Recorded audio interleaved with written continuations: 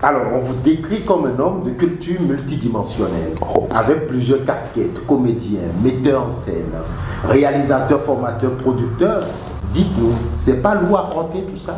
Ben non, pourquoi ça serait lourd dès le moment où on est comédien et par extension devient metteur en scène. La mise en scène n'est pas loin de la réalisation, n'est pas non plus loin du fait qu'on ait mis en place avec mon parcours cette académie où nous insistons énormément, sur la formation, sur les créations et sur la diffusion, parce que nous avons comme intention de faire du théâtre, du cinéma et de la télévision de vrais leviers de développement économique. C'est pour ça que nous nous acharnons depuis une vingtaine d'années maintenant à vouloir en faire des industries culturelles rapporteuses de devises, au même titre qu'une entreprise qui est dans l'agriculture, qui rapporte de l'argent, comme le coton. Nous voudrions être à la hauteur de celui qui nous dirige aujourd'hui, parce que c'est en partant du coton qu'il est aujourd'hui le président de la République. Pourquoi est-ce que le théâtre, la télévision et le théâtre, d'un coup de baguette magique, ne ferait pas d'un d'entre nous le futur président de la République du Bénin? Plus d'une trentaine de pièces de théâtre, presque autant dans la mise en scène, une dizaine à la télévision et au cinéma. Monsieur Tola Kukui, où trouvez-vous toute cette inspiration? Ben, je ne sais pas. Ça fait partie de mes rêves. On n'a pas la culture des rêves, on a les rêves qui nous habitent. Et on essaie, tant que faire se peut, de les réaliser, d'atteindre les objectifs que nous voulons atteindre.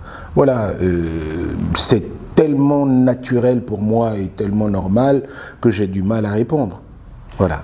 On ne peut pas parler de vous, Tola Kukui, sans évoquer le célèbre théâtre Kaïdara.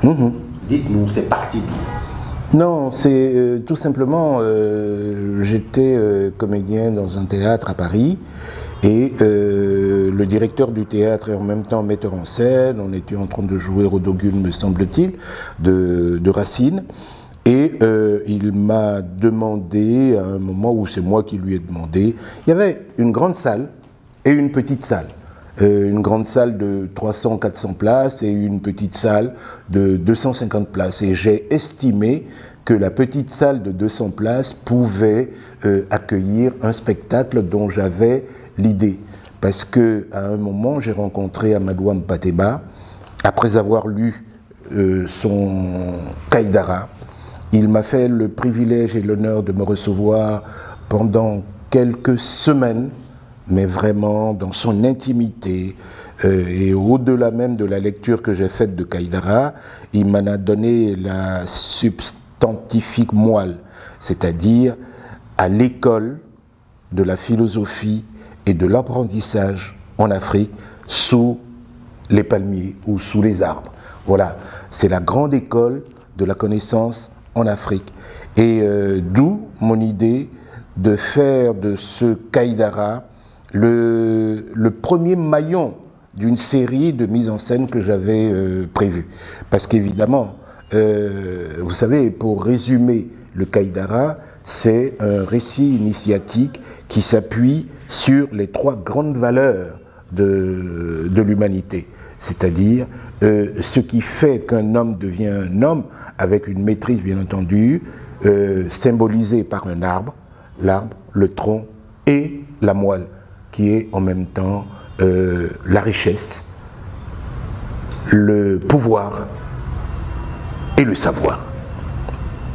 Et la symbolique de ce Kaïdara, c'est justement à la recherche de la sagesse. Donc j'ai voulu en faire le premier spectacle de bonne initiative, d'où, après, le succès de ces premières représentations, je me suis dit pourquoi pas. Je cherchais un nom à ma compagnie théâtrale et plus simplement je me suis dit bon, comme j'aime la facilité, j'ai dit pourquoi pas le théâtre Kaïdara, d'où le théâtre Kaïdara, à la recherche de la lumière, à la recherche de la vérité, la symbolique de Kaïdara de Amadou Hampâté Bâ.